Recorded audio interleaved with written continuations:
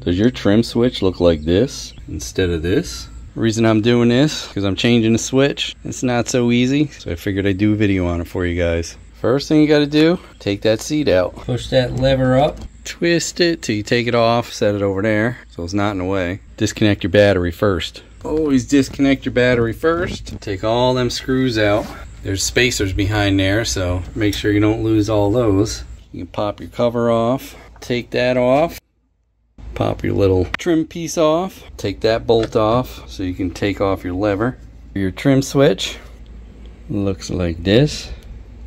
Get these screws off.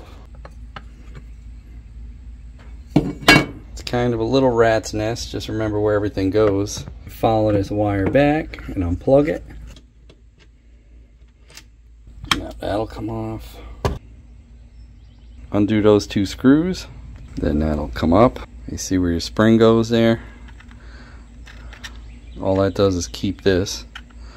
Now that that's out, you'll want to remove that, which will then allow you to slide this off. Feed your wire through. Remember how it goes because you got to put it the exact same way back. Now the old one's out. We're going to feed the new one through. I thought this was OEM, but I don't think it is.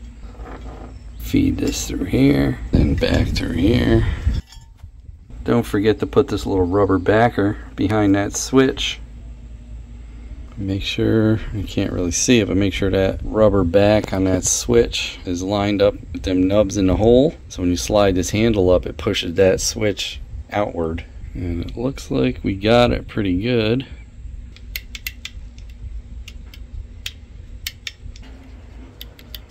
So I think we got her good there. Rubber's in there good.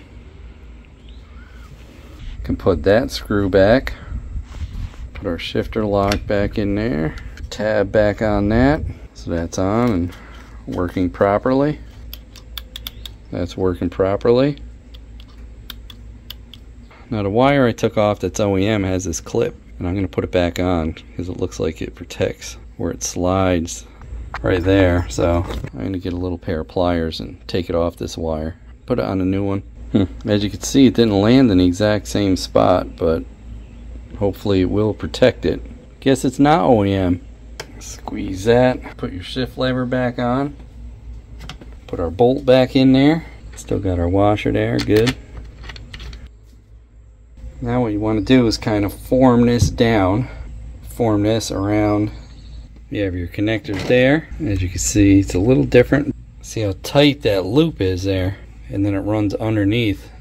The way that that's rooted, where it has to go here and then behind that, it's going to be rubbing on that all the time. I almost think I want to feed it through here, like this, between the throttle and the shift rod. So that's the best way it would fit. If I put it the other way, the switch didn't sit in there right. I know, it's upside down. So this is the way you got to wire the wires. So when you push up, it'll lift the trim up, just like that. Get that cable lined up so you can get this back cover back on. Put them two screws back in. This piece goes in here. And then this snaps over that. I guess it doesn't latch in there good. It's just to keep that wire from dragging on there. Let's get this cover back on. Just snaps on. Now we got to get them stupid spacers behind this and bolt it back on. Reconnect the battery.